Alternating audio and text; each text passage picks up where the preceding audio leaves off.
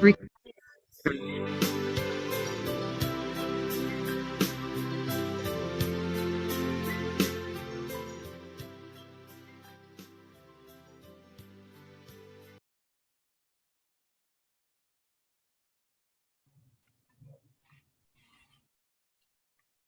Okay, good evening, everyone. I want to welcome all of you for this session. Glad to be able to connect with the leaders across this country and beyond as we engage on this crucial topic of leadership. So probably I'll just want to do a quick check just to confirm that we are communicating. And probably if you give me a thumbs up, I'll be able to confirm that we're able to communicate well. Yes, so just give me a thumbs up. Yeah, thank you, Mr. Okello. You can see we are communicating with Mr. Okello, Mr. Mwangi, Gidiomi. Wow, thank you. I think we are in touch. And I just want to appreciate that we are able to have such a conversation together. So just to let you know that this session is being recorded for our database, and also it's part of what we will share with those who had shown the indication to join us, and probably for one reason or another they're not able to join us. So after the session we'll be able to upload to YouTube, and we'll be able to share with others so that they are able to follow through this discussion. So just to be able to set the context, today this is an open, it's our open day, and basically we'll have a session just to discuss the content of this leadership masterclass. We'll also have a few of our alumni just sharing their experience in terms of the benefits and the impact they experienced from this program. So may not be a very long session, but it's very important because it gives the context and also the value that those who are intending to join the program will expect to be able to enjoy or to gain at the end of the program.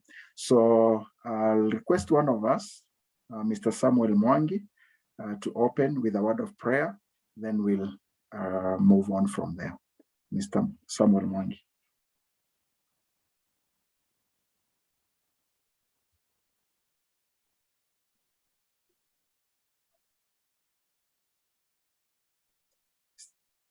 Okay, so Mr. Samuel Mwangi, if you can hear me, if the connection is okay on your side.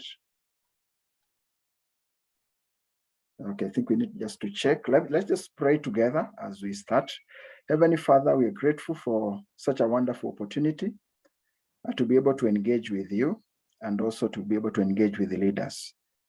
We pray that the conversation we're going to have tonight will be guided by you. We are praying that we'll be able to deepen our knowledge, our understanding, and more importantly, that inward transformation, that as we continue to offer leadership in different spaces that you have positioned us, oh God, we'll be able to manifest that leadership that brings glory and honor to you.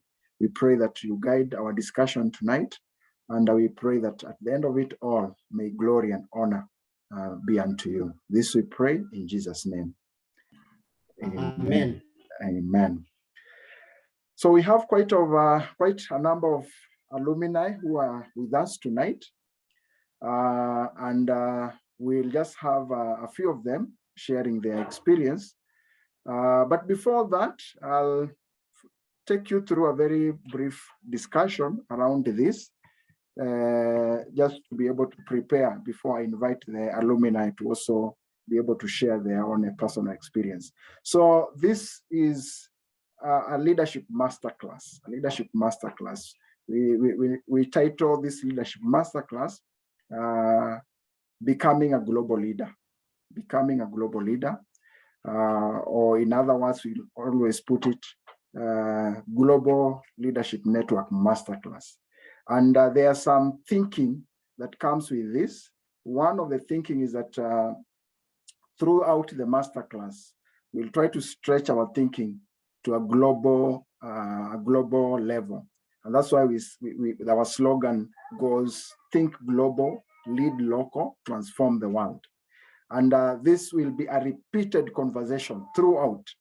And basically is to be able to stretch whatever we are doing, regardless of the magnitude or the scale, so that we package it to a global market or a global audience. So this will be the constant conversation. And this masterclass, as I'll be outlining, we believe that if a leader is improved, or if a leader gets better, then the life of that leader also gets better. And more importantly, the inner circle, the family, the community, the nation, and the world at the end of the day, they all become better, because everything is hinged to leadership.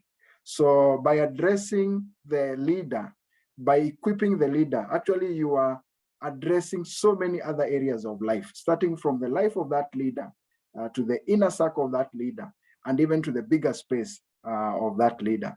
So that's the leadership masterclass. And it will be a journey, it will be an adventure. These are past events that we have had.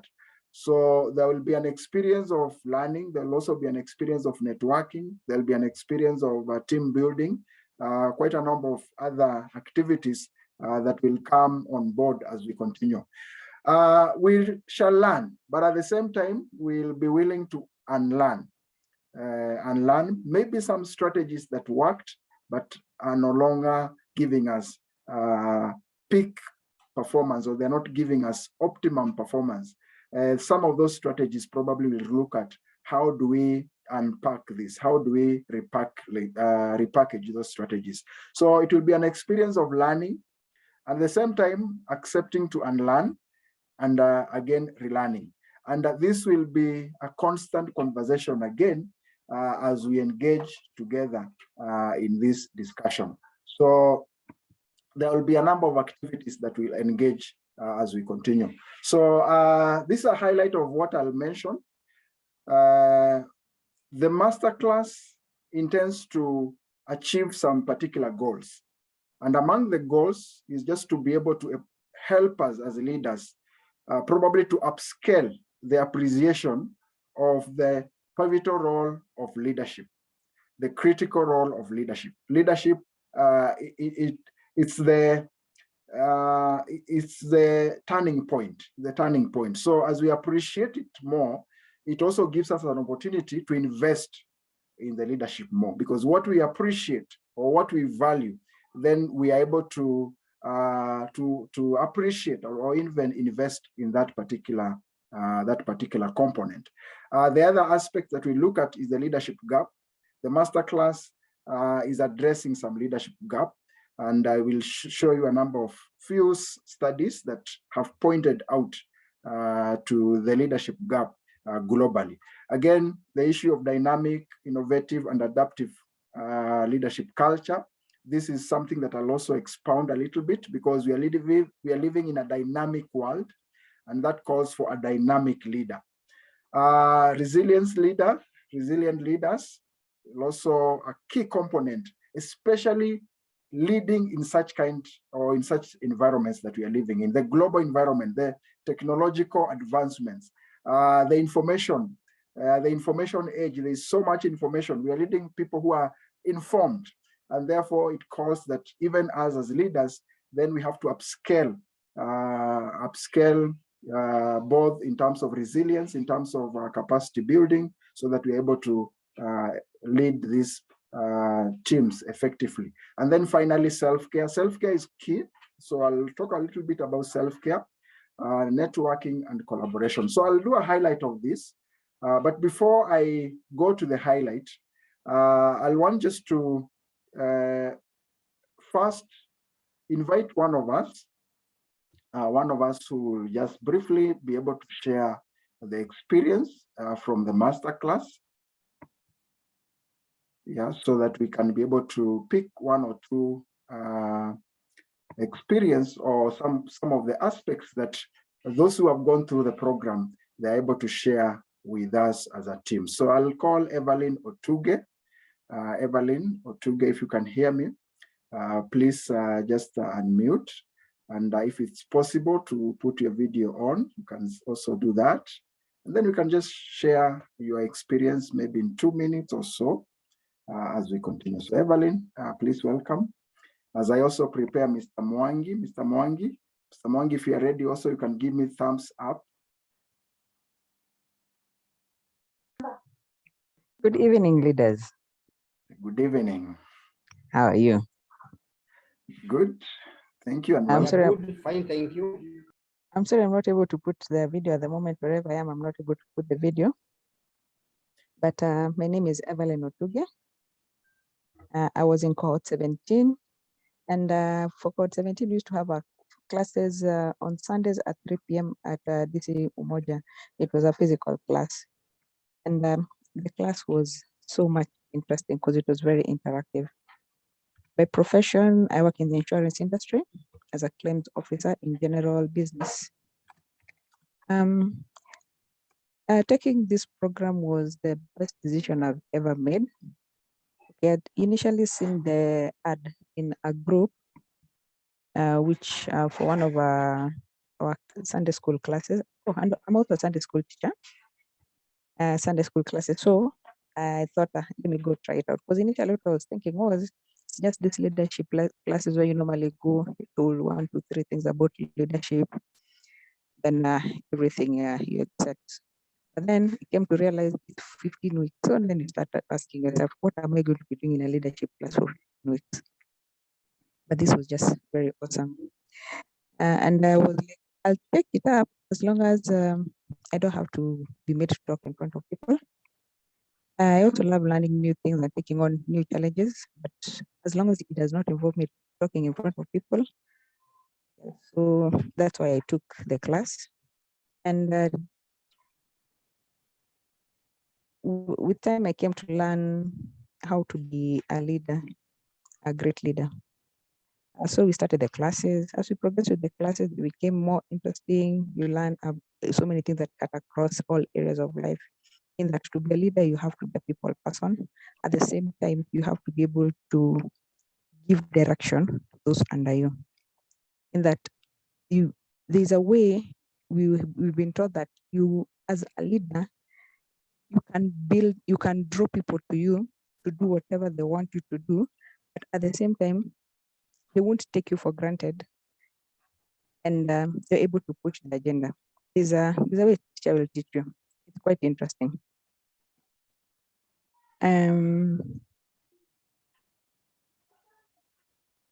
You can also be a leader in your own group. So you can be a leader for those under you. You can also be a leader in your own group, for instance, when you have been assigned a mandate to be a team leader. So the different instances where you can be called upon to be a leader, either let's say as a manager, or maybe when you are in groups, you are having a project, then you could be a person then also told that you need to lead people. So you'll also be shown which is the best way to be able to lead those people in as much as you'll be a junior, either by age or by career-wise, but maybe one of the leaders, your boss could have seen you and seen the potential in you, and they've asked you to be able to run with the idea to be a leader, to lead that team. Because in a team also, you also taught that everybody has their own strengths and weaknesses, and as a good leader, you're not supposed to like be afraid of those people who are under you. You know, those millennials who are coming up, they have these very brilliant ideas. You should be able to embrace them, and in the process, you unlearn things which you've been doing. William Nasamanga, this is how we do things here. But as the trends are changing in the world, you're also supposed to embrace the new changes. That's when now you relearn other things which are going to help the organization. With the program, it helps you appreciate that to be a leader, you have to learn and learn to do all things and be ready to learn new things, and so be able to move with the trends. The best time I had was when you're doing a project. That's when I had to overcome my biggest fear of talking in front of people. Even now, I'm really stammering. I'm really trying to compose myself, but as from that, I've um, I've learned how to take the challenge, and given the chance, I'll do it again because I have a great team behind me. People who encourage you. They've noticed when they notice something in you, they help you to grow it. So it has helped me to be vocal during meetings in the office, and also not so shy the way I used to be when I'm around people, especially those ones that I'm not really used to. So in short, we are all leaders in our own unique way, either in the home, in the workplace, or in the community, wherever you are with your friends. You can even find sometimes you just seated maybe in a committee, then you just bring up an idea. And since you're the one who's brought up the idea, you are the one who's made to be a leader. Once you're done with this class, I believe someone is able to have the courage to be able to take up the assignment and do it to the very best. Thank you. Thank you so much, Evelyn, for sharing your personal experience. We'll bring on board someone else later on, just as we move on. But let's look at the aspects that I've mentioned. What do we expect from this program? At the end of the day, in addition to what the experience that we have had from those who have gone through the program, what do we expect, and why is this program very important? One, as you go through this program, it applies in what we call a 360 application domain or areas. You can apply it at a personal leadership. You can apply it at family leadership.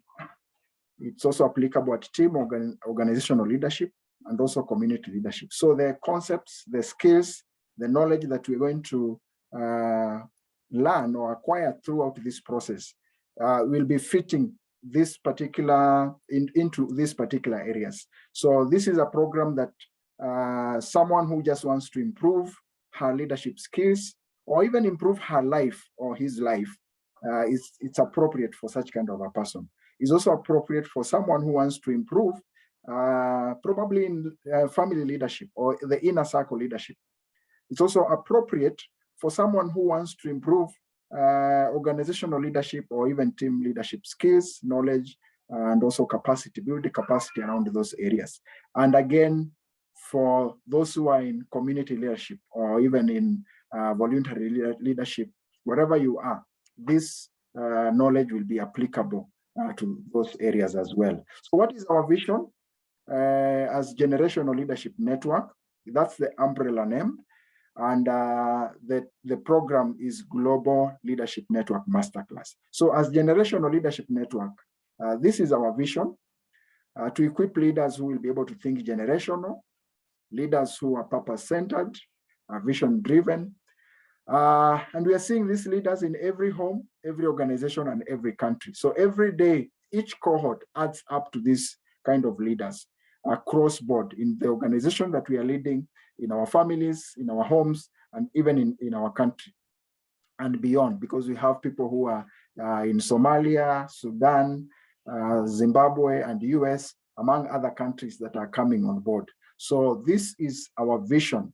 And as we work towards this, during this conversation, we intend to have a very sober discussion. This is not a teacher-student kind of discussion, but is an environment where we just have a facilitator to be able to guide the discussion. So most of the learning will happen through the content, but more importantly, also through the discussions that we're going to have so that we can learn from the collective wisdom, because all of us are leaders and we are coming on board with different experiences and also different kind of knowledge and skills. So we'll be able to tap from the collective leadership.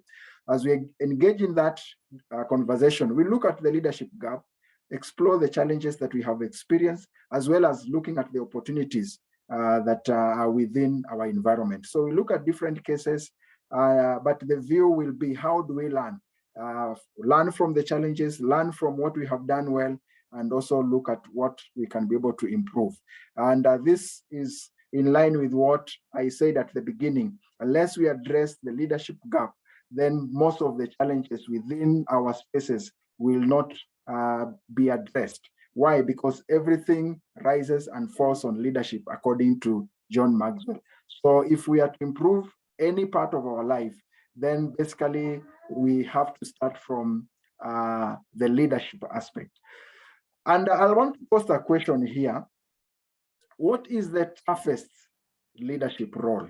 You as a leader, what role are you able to isolate or single out as one of the toughest leadership role for any leader, either from your own experience or from the experience of the people that you are leading or other people that you have engaged with? What will you single out as one of the most toughest leadership role that you have as a leader? Let's sample this on the chart. I can take three, can take about three. So what is the toughest leadership role? The toughest leadership role, either at a personal level, at an organizational level. Yeah, Evelyn, you are saying driving change. As a leader, one of the toughest leadership role is to drive change. That's from Evelyn. Let me can pick maybe two more. Driving change. One of the toughest leadership role, driving change. Let's have two more. To be a strategic leader or a strategist. That's from David Okello. Let me pick one more. What is the toughest leadership role? To remain at the front as pace setter. Thank you so much, Mr. Gidiomi. Yeah, so, let them, you can continue sharing even as we continue to engage. But surprisingly enough, one of the toughest leadership role that we experience or that we are faced with as leaders is to be able to offer self-leadership. Self-leadership, to be able to lead self. How do I lead myself? It's always easier to lead other people, but it becomes a little bit hard to be able to lead yourself. And that's why sometimes it might be easier to give people direction or even to help people on how to change their habits or improve on their habits. But again, when it comes to the private life, you find that we experience some challenges at personal level to be able to probably also do whatever we are saying out there. So leading self is one of the toughest leadership role, and also leading change. I think this one has been noted from the responses, and also leading teams, because people are dynamic. Yeah, people are dynamic, and it's hard to manage people. So the only option we have is to be able to lead people, and so that we are able to work together as a team. Nelson Mandela said, "Until I changed myself, I could not change others." So change begins at a personal level, and then it grows to those other levels on the higher scale. And when someone is able to lead self, then that is when influence starts showing up, and automatically we are able to get into the leadership space, because one of the key quality of a leader is the ability to be able to influence others. And that comes mostly from leading self. So one of the goals, as I mentioned, is to appreciate the critical role of leadership. Critical role of leadership. The third president of Kenya said this: leadership is a privilege to better the lives of others. It's not an opportunity to satisfy personal greed.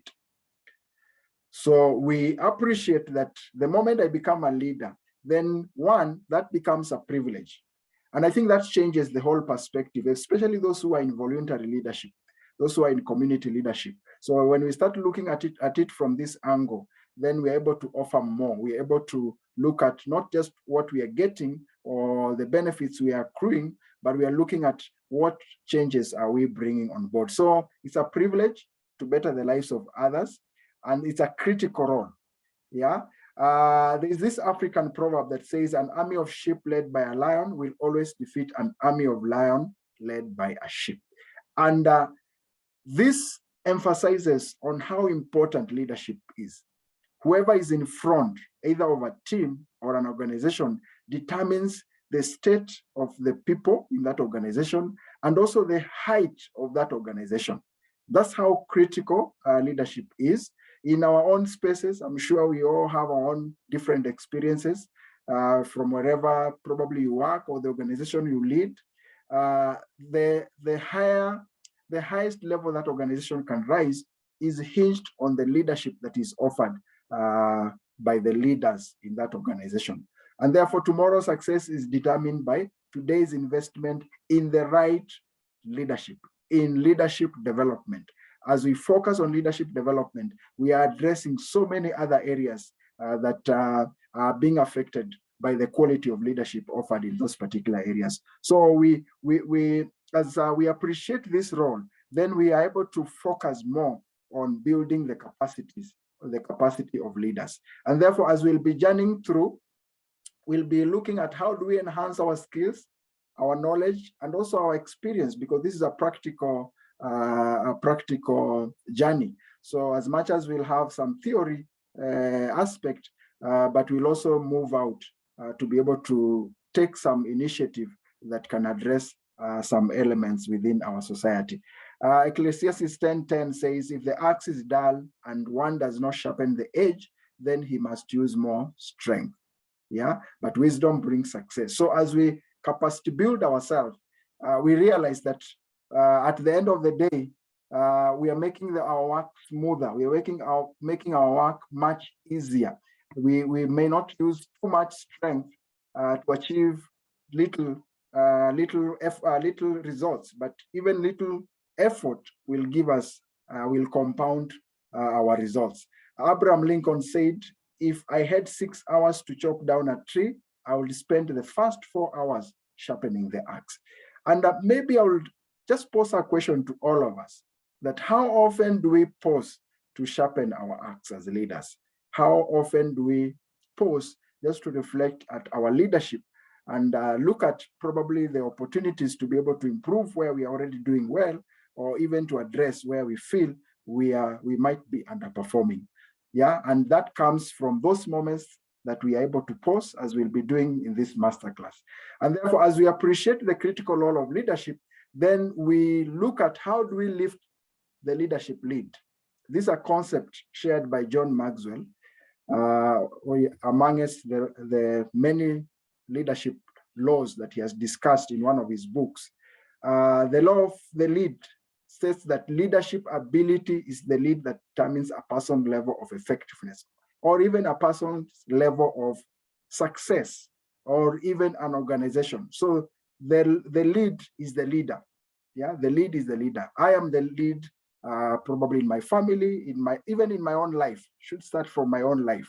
How successful I become then is determined by that lead. So the inadequacy of leadership ability is therefore a serious limitation within our organization, within our personalities.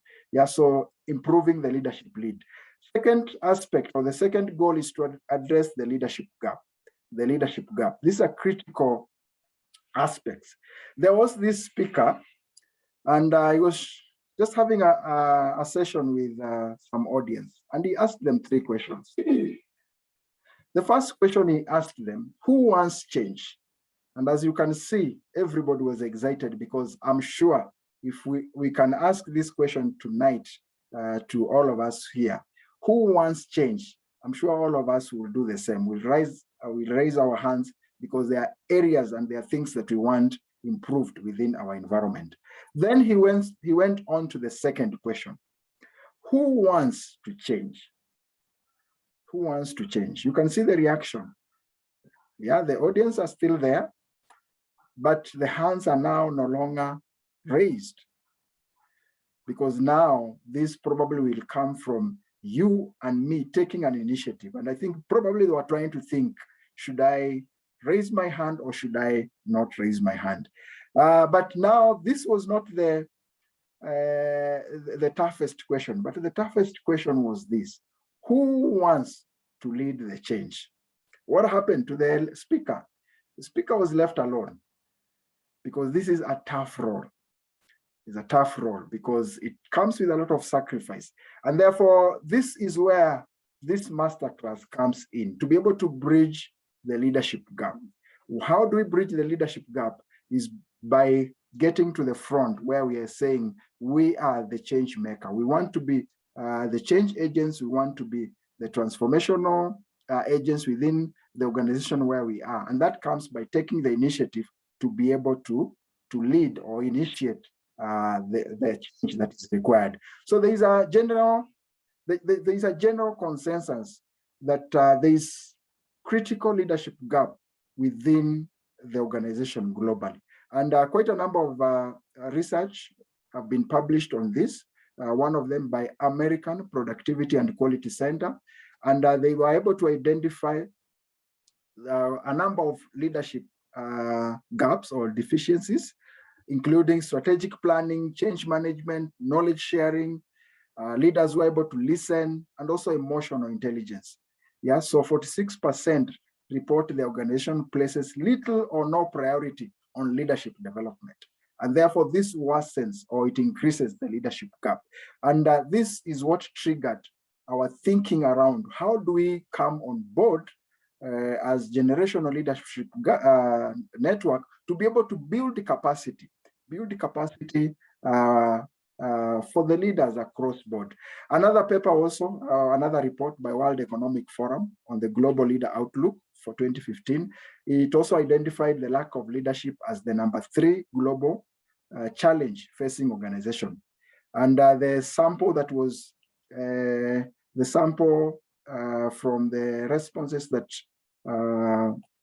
the responses, I think it targeted about 1,767. So they indicated that 86% of them actually indicated that there is a leadership gap.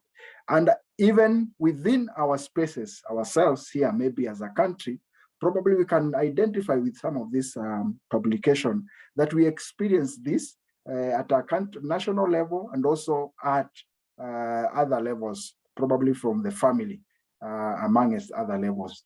And I like comparing this with what happens when a country is led well. If we look at it from a country level. And I'll do this by just contrasting these two countries. We'll engage on this more as we get into the masterclass. Look at these two countries. This is Kenya and South Korea. The population of Kenya is 52 million, 52.57. Population of Korea, South Korea is 51.71. The area, surprisingly, Kenya is quite big in terms of the land. It's 580, 367 kilometers square. But look at Korea, 100,000 kilometers squared. Yeah, but in terms of gross domestic product, Korea is miles away. In terms of GDP per capita, if we divide the resources to the individuals, one Kenyan will get $1,410. But someone who is in Korea, if Korea distributes the resources to the individual, then each Korean will get 31,846 USD. That's how well that small country is performing. And why? The game changer, actually, if you read the South Korea success factors, you will find there was a critical role that leadership played in terms of growing the sectors, the different sectors, investment in human and infrastructure capital. And all these were hinged on the leadership that was offered to that country. And this is the conversation that we'll be engaging in, because we might be resourced, but we can be resourced, but if we lack leadership, then that resource might not manifest to tangible results. We might be in a resourceful environment, but how do we tap into that resourceful environment or that capacity? That has to come through the leadership that is being offered within those spaces. Allow me to pause here and bring on board someone else who has also gone through this masterclass, just also to be able to share the experience at a personal level. And I just want to invite Mr. Samuel Mwangi just to take 2 minutes also and also share his personal experience. If it's possible to put your video on, you can do that, but if it's not possible, please just proceed in whatever style. I hope I'm visible, or maybe I add more lights on my desk. Just a minute.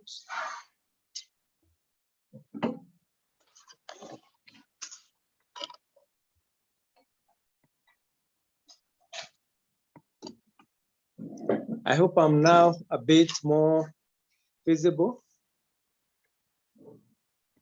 Yeah. Yes, you are. Thank you. Thank you. Good evening, leaders, and welcome to this session. Briefly, I'll say that this is one of the best courses that I have gone through. And the reason why I'm saying so is because, one, it helps you to gain clarity of your identity. I think that is one of the most important aspects. Clarity of your identity, assignment, and impact. Because when you talk about leadership, it's very difficult for you to be able to read unless you know exactly who you are. In this respect, I'm referring to each of us are wired differently.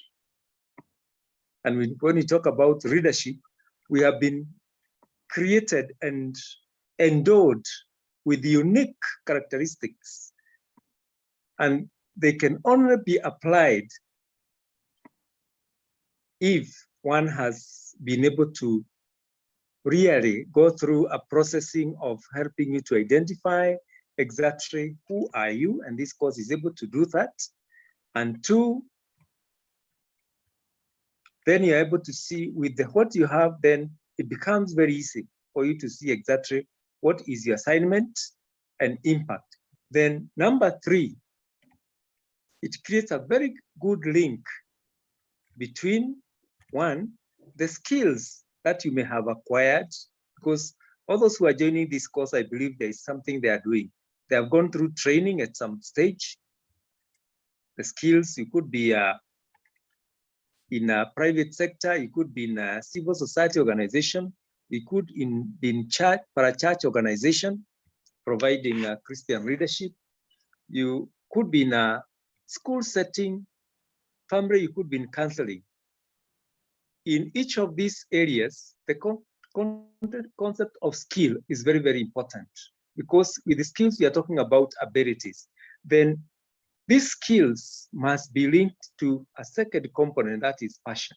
What drives you? You may have skills, but are you able to relate the skills? We are looking at, when you talk about passion, I'm looking at something that excites you, something you can do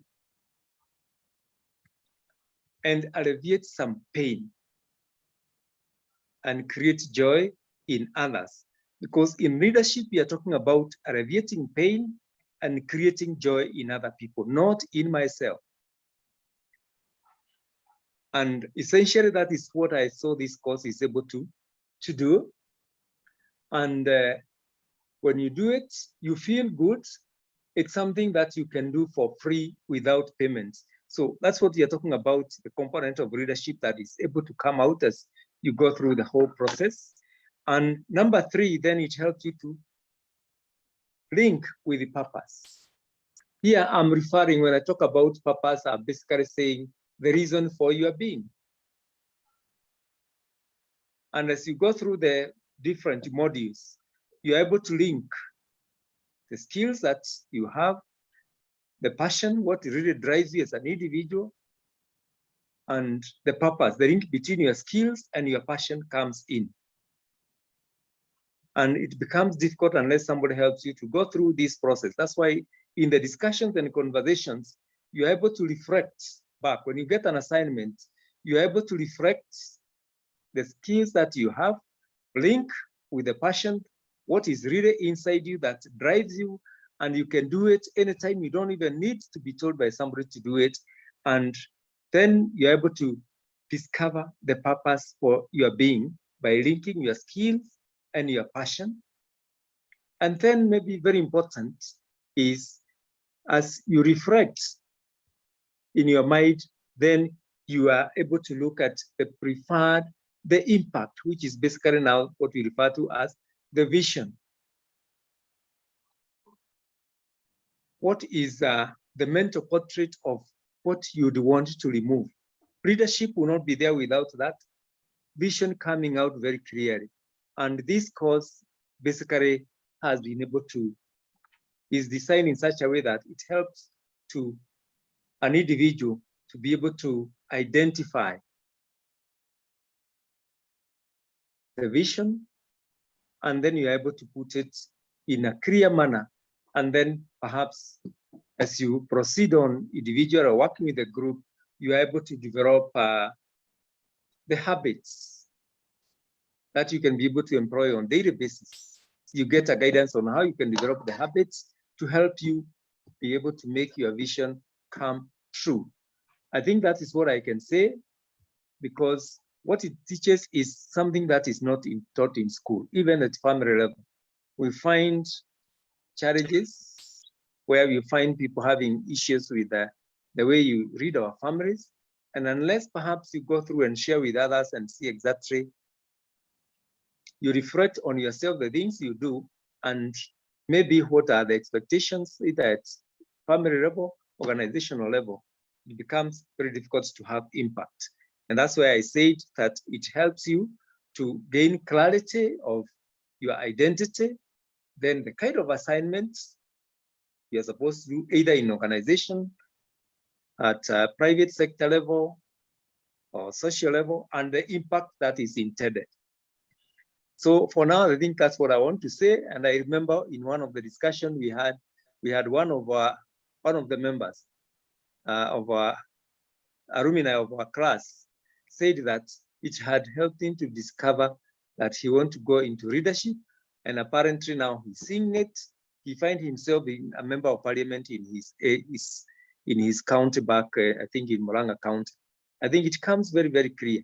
For me, I'm in training, and essentially it has added up into my network and increased my ability to be able to reach out and achieve the purpose for which I was created to do. Over, Chair.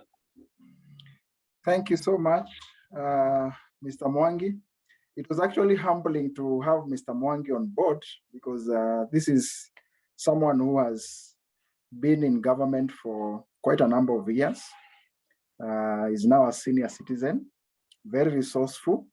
And I think having him gone through this and appreciating the program was something very critical for us. We took it very seriously, and we have also been able to engage to incorporate a few aspects that he was able to be raised.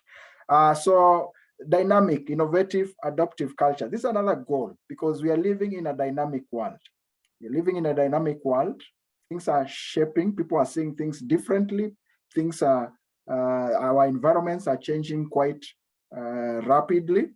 Now, people see things differently. Sometimes we might presume that we are all seeing the same thing, but because of the information flow, the information age, and the different dynamics of how people look at things, you realize the level of innovation is also improving. And I think this calls for that appreciation that everyone has a contribution to make. And maybe as we look at being adaptive, being a dynamic leader, one of the important aspects that we'll also be looking at is to appreciate different perspectives, because sometimes we miss out on innovation if we close ourselves to a particular perspective, or even to just a personal perspective. I might listen to someone else and I realize there's a point that I was missing out. There's a concept that is becoming dominant nowadays when it comes to issues of innovation. We are tending to focus more on the user innovation, getting innovations from a user's perspective. And then we customize whatever product or service we are offering based on the actual demand on the within our circles. And probably just want to pause and ask a question on this particular triangle. How many triangles can you see as we talk about the issue of perspectives? How many triangles can you see?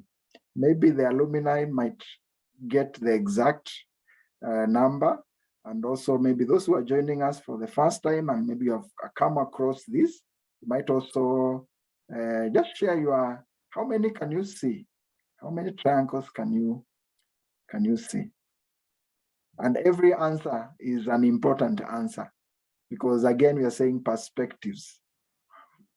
Yeah, and everybody will try and explain how we arrived at this particular number that is different maybe from another person. So how many triangles can you see? I can take two, just two because of time. I see. How many triangles can you see? Or can you count?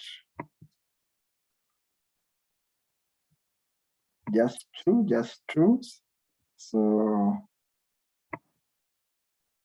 whoever will share the first two, how many can you see? And then I'll show you the answer later on as we continue, just to be able to see how the actual number came about. We'll also be looking at this when we'll be talking about problem solving in class. So this will be an exercise that we shall recap as we talk about problem solving later on in our discussions. Yeah, so just share. Okay, Carol, you're saying 7. Thank you so much, Carol. 7.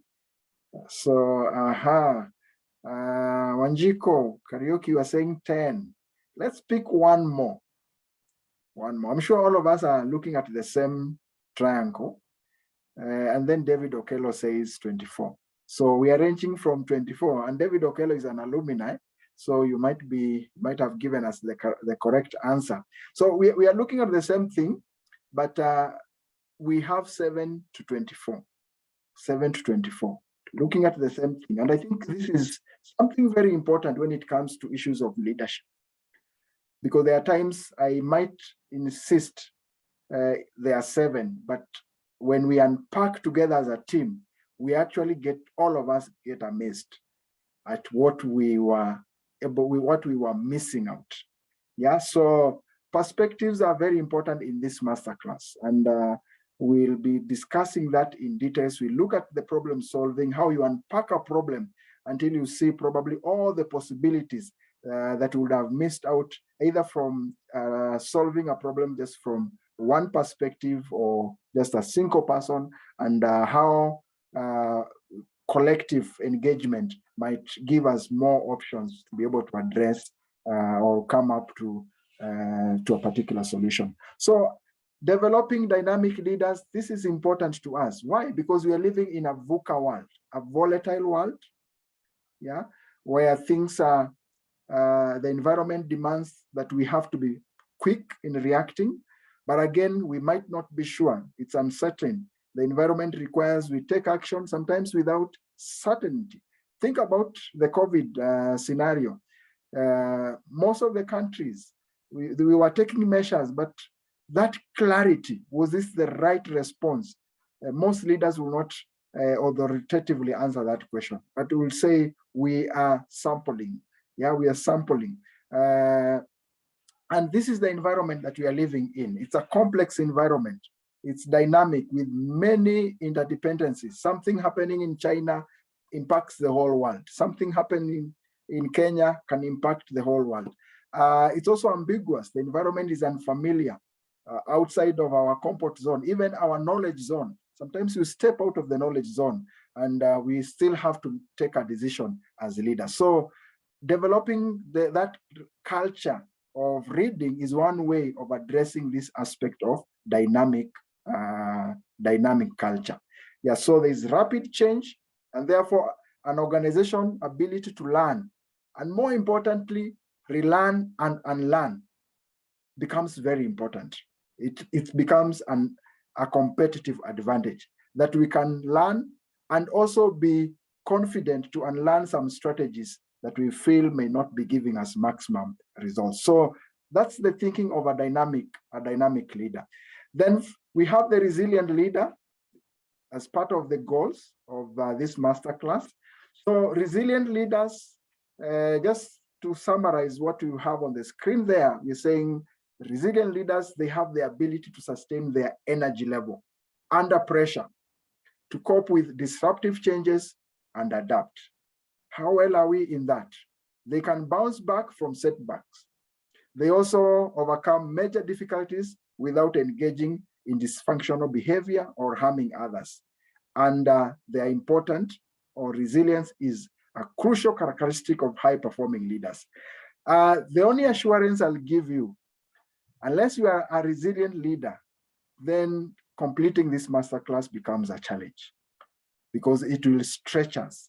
And only building that resilience will be able to help us, or will be able to help those anybody intending to undertake this program to actually complete the program, because we intended to make it, or we purpose to make it a program that stretches us in a way.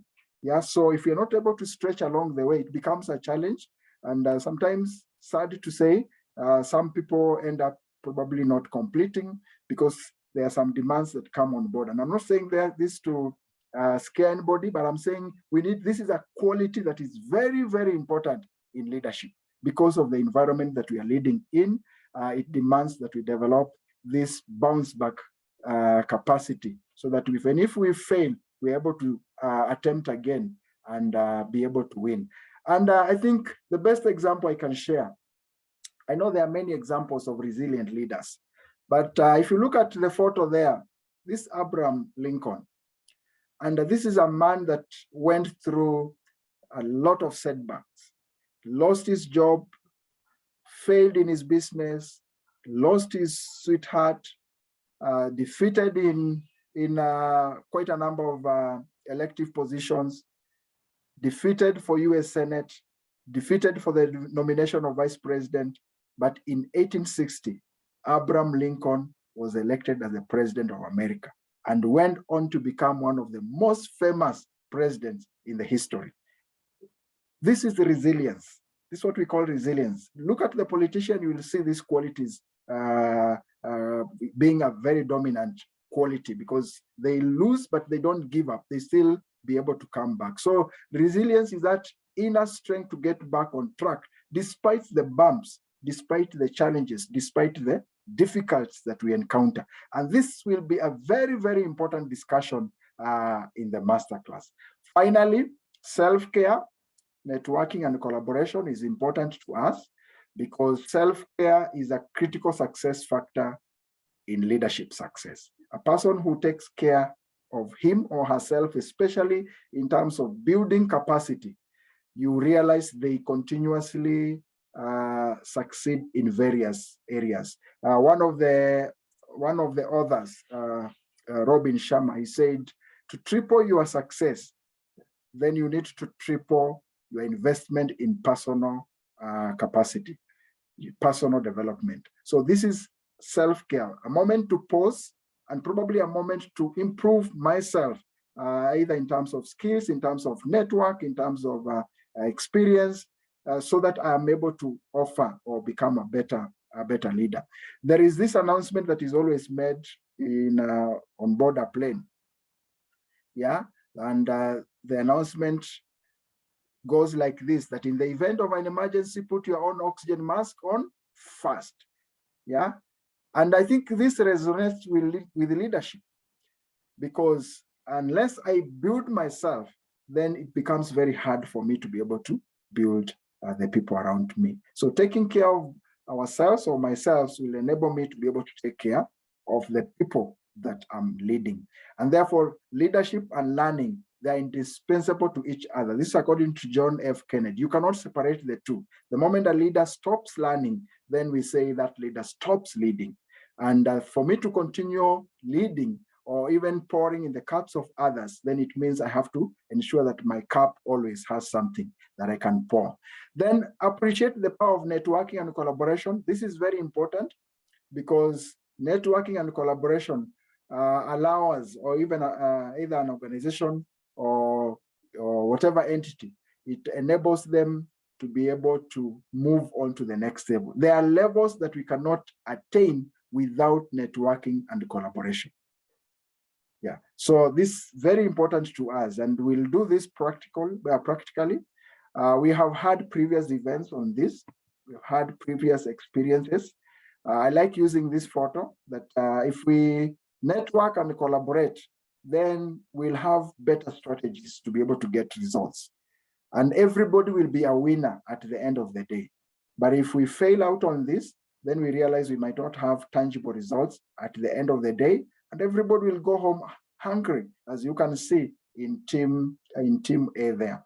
So as we walk through this, we have had past event. This is one of the event. Go out there, have team building, network, have the participants come with their products, come with their services or whatever sells out their service, so that we can be able to probably even promote each other. So these are just some of the events that we have had previously. So what do we expect at the end of the masterclass?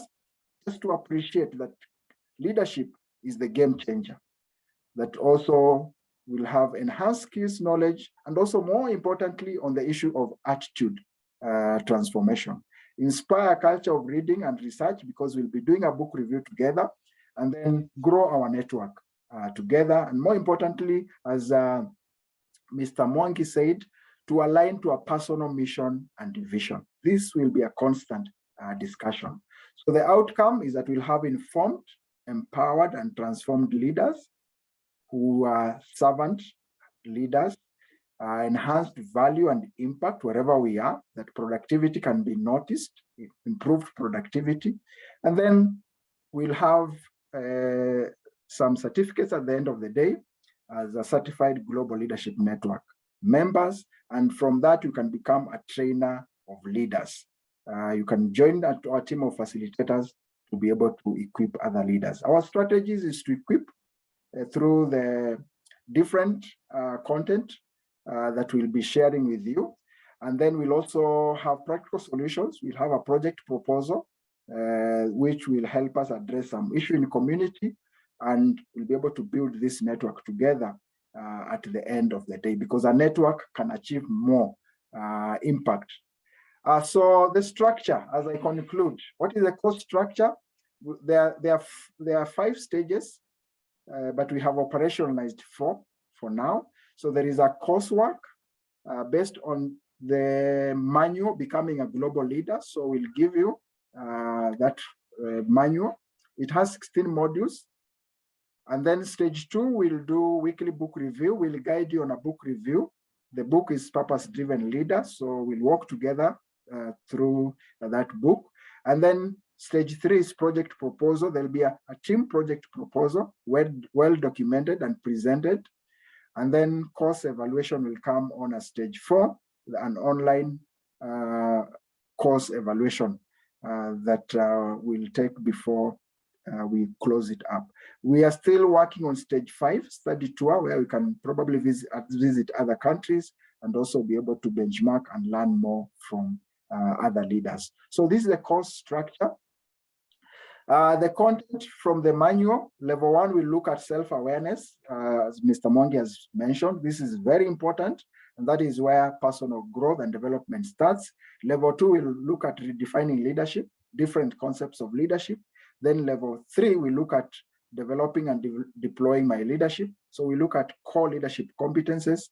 And then level 4, we'll usher you out to be able to help other leaders also deploy their leadership. So we'll the training, for now, we are focusing on the 12 weeks, 1 session per week, which takes 2 hours. We have adjusted from 1.5 to 2 hours. But again, if we have full day, we can take 5 days or even 8 months if you're meeting just once per month. But for now, we are focusing on 12 weeks, 1 session per week, 2 hours. We are focusing mostly on the virtual, but we also have physical class, and we can also do on location. If an organization invites us, we can also do on location training. So we are enrolling for cohort 18 that will be meeting on Tuesday, 8 p.m. from next week.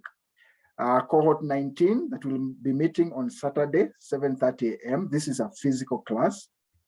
Tuesday is a virtual class. And then cohort 20 that will be meeting on Saturday at 8 p.m. from next week. That will be a virtual class.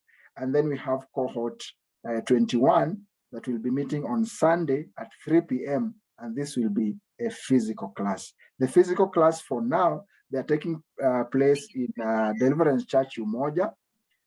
For the physical classes, we have limited just to within that environment, but we can still do on location as we continue. So all the sessions are starting from next week. Now, what is the cost? To us, in real sense, we normally say we don't charge for the program, but we look at a way of sustaining the program. So how do we sustain the program so that we have the materials printed and also see how to facilitate a few other logistics. So the cost, one of the costs will be time. 2 hours per week for 12 weeks. Financially, the cost for the manual and also some other meetings that we might have, which we might probably call or invite you to be able to participate. And then authenticity, a lot of sharing might happen and therefore we might expose ourselves. And I think this is also something that we'll be ready to do. And for the total cost in terms of money, we have put it for the virtual session is 4,500. And that includes the 2 books that will be able to issue them to you. So that is the cost. And generally that is the outlook of the entire program. So just want to pause there and take a few questions. But as I do that, I've shared on the chat the contact person. We have the contacts of our secretary, Edith. I've shared that. And also I've shared a registration link. If you have not registered, you have not selected the cohort that you prefer to attend, please look at the link that I've shared, click on it, then fill some details and select the particular cohorts that you intend to join. From now, let me say starting tomorrow, we'll contact you and then we'll be able to discuss on how we'll get the materials to you, the 2 books. So please just register if you have not registered so that we can be able to get in touch with you. So let me pause there and take any question that you might have. You can put it on the chat, or probably if also you feel okay to just unmute and mention the question, please feel free to do that. But the chat platform, I think, is more ideal. So let's take any question. Any question? Yeah, and if you have not registered, please also you can indicate your name and your telephone number. We can also get in touch with you after this. So please, if you have not registered, just indicate your name and your contacts so that we can be able to contact you and deliver the materials wherever you are. Okay, so is there any question, especially those who are joining us for the first time? I know we have quite a number of alumni who are on board tonight. And I think if you see a program that so many alumni are able to come back, to also say something about that program. So we really appreciate all the alumni who have joined us tonight. So those of us who are joining for the first time, is there any question that you might have?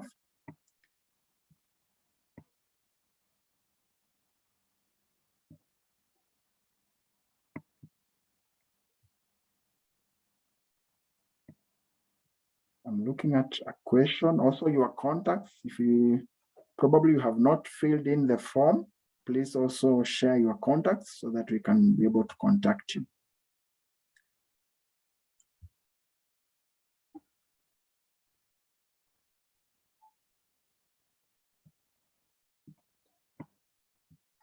Okay, it seems we are good. Seems we are okay. Maybe just if I could add something. Yes, Mr. Mwangi. I think I know within those who are coming on board, there could be those people who are still who are experts in their own areas. And I do remember in one of the sessions when you are, I think, trying to lap up the training, what came up is the aspect of commercializing your gift. I noted there was one of the alumni had selected a project, and in the process of presentation, actually there were two of them in their project. They did it with so much the passion, and they didn't even need to refer to any area. And we discovered that this is an area where they had personal experience. And it emerged that these programs gives one an opportunity to commercialize your talent or a gift. This lady did actually not know that she has that skill. And it was coming out very clearly in terms of the way she was presenting it. It's a technical area with the personal experience. And I felt that I think two of them did it very well, excellent. It was very well done. And the next step was, how can you be able to commercialize some of those talents that you have through this program so that it expands your network? Basically, it helps you not only to become a better leader, but also help discover yourself and be able to increase your income by developing an extra stream of income by using the skills that you have. It came out very strongly during that session. And I think this could be another opportunity where those who are there will discover by the time you finish, especially when you are doing the project presentation, the real you will come out. The other thing I noted is that it so happens that each of those groups were about 5 different groups. And it's happened that most of the projects they selected were related in a certain way. And all of them were geared towards eliminating pain within the society, and they were very relevant, and they are projects that which you can be able to implement almost immediately. Others, some of them are long-term, and others creating provisions for partnership. So thank you very much for that opportunity. Over, Chair. Thank you so much, Mr. Mwangi. I've seen also someone has noted that we can share the recording. So kindly indicate your contact so that we can also share this recording to you directly. Yeah. I've also seen someone who has shared the contacts. So Beldina will get back to you. Thank you. So thank you for that. Maybe if there is any other, I can take. If there is none, we can bring this to a close by appreciating all of you. We look forward to starting this journey together from next week, Tuesday. A number of you have registered for next week, Tuesday. So we are ready. We are set for you. The team of facilitators, we are set to be able to engage with you. And I'm sure after those 12 weeks, we'll all have a story to tell of the transformation journey and what impact we have experienced at a personal level. At the same time, the impact that those people within our circles have also will also be able to experience after taking this journey. So I just want to appreciate all of you. Please, if there is any further question, note the numbers that I've shared there. Edith is our secretary, so you can please take note of her number and also take note of my number I've shared so that you can be able to get in contact with us, and we'll be able to work together throughout the 12 weeks. So thank you so much. Just want to say God bless you. Listen to the recording and again, because it has useful content that we can be able to learn. As much as it was an open day, we make sure that it has content that we can be able to learn as leaders. So I just want to put it there, pause there for now, and wish you a blessed night and appreciate you again for your valuable time to be able to engage with us tonight. So kindly, let me just request that if it's possible to unmute, you can please unmute your mic. We just say the words of grace together as we also wish each other a good night.